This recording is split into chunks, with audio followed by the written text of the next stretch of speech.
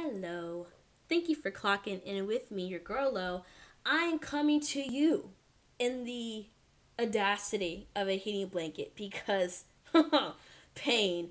And stomach flus are just not my thing. I really don't enjoy them. So, yeah, so if I seem like I'm talking like I'm stuck and I have like a bad version of Botox on my mouth, it's because I literally feel the pain coming through my mouth. So, anyway, before we get into this video, I want to thank people out there, my subscribers or newcomers, new clock inners to this Clock In with Low session. I want to thank you so much for being consistent with my inconsistency on my YouTube channel. And I'm getting better every single month. So, thank you so much. And today, I know I'm going to bring the rampage of red hots to people's skin because I'm going to talk about a topic that I know is against the culture. And I want to talk about, in the honor of fall, here I go with a dad joke. Ha! Okay, I'm going to be serious. The fall of monogamy. And I'm going to compare it to polygamy. Polygamy? And I don't know enough about polygamy. Right? Is that how I pronounce it? I'm so sorry. Hold on. Polygamy. Okay, yes, it is. Okay, great. Sweet. And I don't know enough about that lifestyle. So I'm not going to get into like this, I have a moral flag and you don't. I'm not going to get into that because I don't really know enough about it. But I want to talk more about the part that I'm beginning to learn more about. And that is more of the side that I'm seeing that people aren't talking about enough. And what I mean by that, people are talking about it, but it's not being pushed to the general public. You have to literally go down the dark web files of the internet to even find a lick of the opinion on, to even find a lick, a tiny little iceberg piece on, I guess you can say, the not so Instagram worthy approach to this relationship. So, anyway, monogamy is defined as the state or practice of being married to one person at a time or having a sexual interrelationship with one person.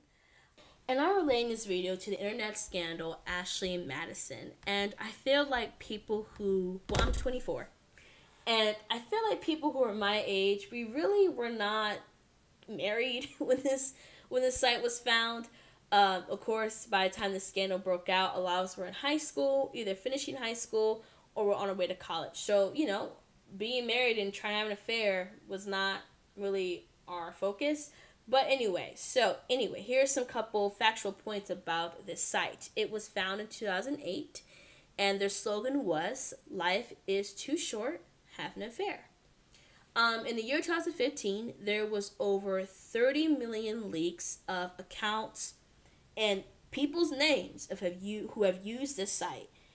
And I really think with any kind of scandal, of course, you're going to get focused on, well, who have I seen on a magazine cover, a TV show, on the internet, what faith do they follow, and were they on this list? And it's easy to really bypass the average Joe and Jans on this list. And I'm pretty sure that was the majority of the people, just everyday people, okay? And a lot of them, their stories did not live. A lot of their stories did not end with sexual liberation. And, well, my husband needs to just get on this bandwagon and they realize that I need to be free. And this is the life I want. Sadly, no. There was an increase in divorce. I believe this word is resignation, when people decide to depart from a position such as work. And the man who got whiff of this big scandal, the first one to get sent the email links, was Brian Kurbs, who was, I believe he was a journalist, a writer who broke down different topics, right? But he was sent an email of all these links with data that was stolen from the Avid Life media. And this was the media, this was the whole media corporation that ran the service of Ashley Madison. And, of course, Ashley Madison, when they first were founded, of course, they had some backlash. Hey, like, you're really telling people to cheat. Like, at the core of it, I know people are going to try to want me to be soft with my words, but at the core of it, you are encouraging people to step out their marriage. But they did get a lot of backlash, so much as their backlash is really centered in the location of these sites. The big scandal like this, the CEO of the company, his name was Noel Biderman, this getting out. He was like, the verge of chaos is among us, and homes are going to start falling apart.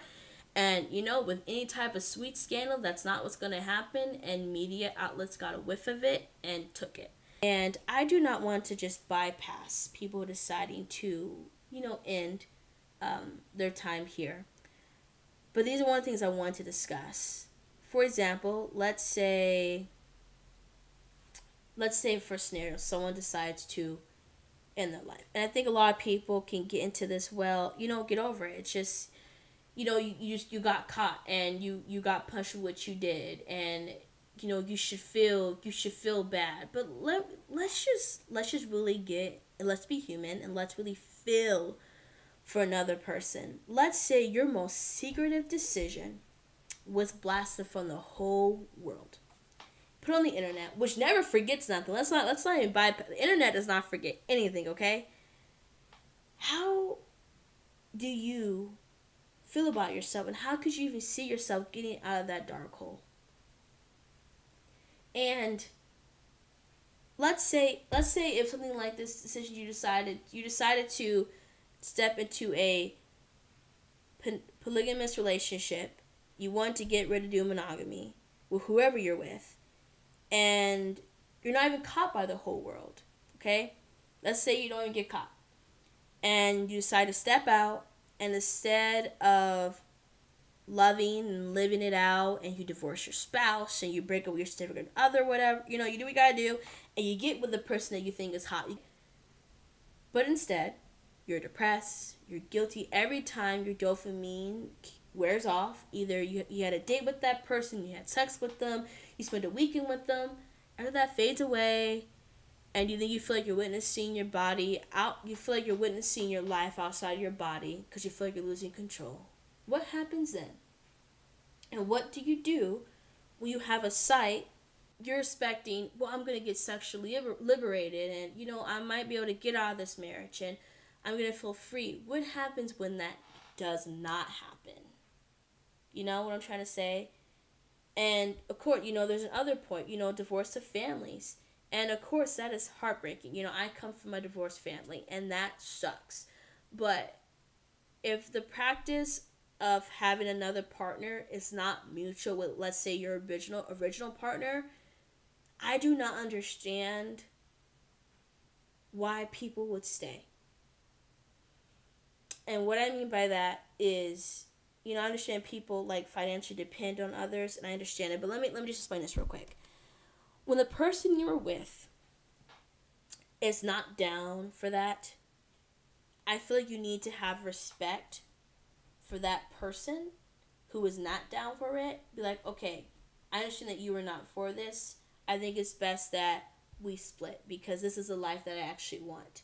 And I know if I stay with you, my pull towards that life is going to just increase, and I won't be able to care for you honestly, it's going to overwhelm me where I'm not going to respect this relationship anymore. The mentality that I'm starting to see is, oh, well, you're sexually hindering me. You need to let me express myself. And, oh, also, can you stay around when I'm figuring myself out?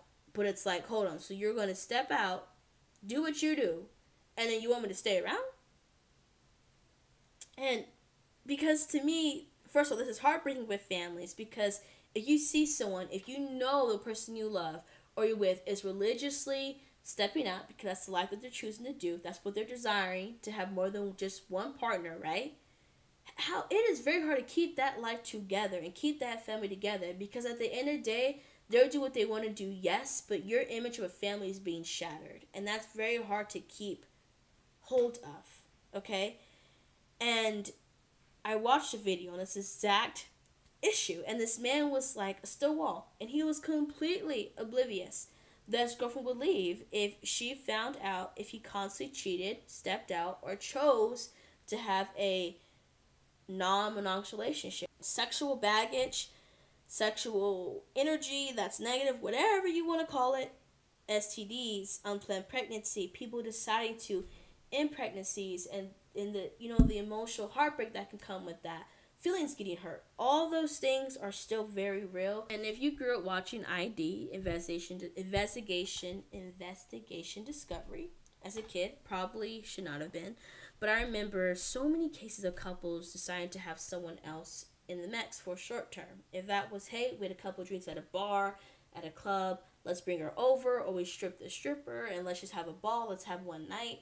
Okay, or long term, like this person, we're married, this person is a second mom, a second dad, there's kids involved. It's a home functioning. Jealousy does creep in. That is a human feeling. Be honest. Let's say, hey, you and your original person, you guys have sex, and let's say the other person you decide to bring in the bedroom, they do a little trick or two, and your guy or girl, they're on cloud 9 when that's being done to them. But when you come around, you do something similar, they're on cloud 5. That's gonna pierce through someone's self-esteem. Okay, one of my favorite YouTubers, Lovely T, she broke down a story of a pastor and his wife who decided to bring another person into their bedroom, had a full relationship with this other man, and the young man could not handle it, and end up ending both the pastor and his wife's life. And I don't have a desire to include anyone else, and I'm cool with that. My one guy is my one guy, okay? But I feel like there's been this mockery of people who decide to choose a monogamous relationship, and the backlash is, oh, well, you're whitewashed. You have been tricked by European capitalism, colonialism, and the Bible has been beaten in your head too many times. You were missing out, or you were bored. Oh, you're just a prude. But it's like, nah, like, what if, first of all, first of all, it is too much energy to sleep with more than one person for me personally, okay? And I only have the emotional capacity for one person.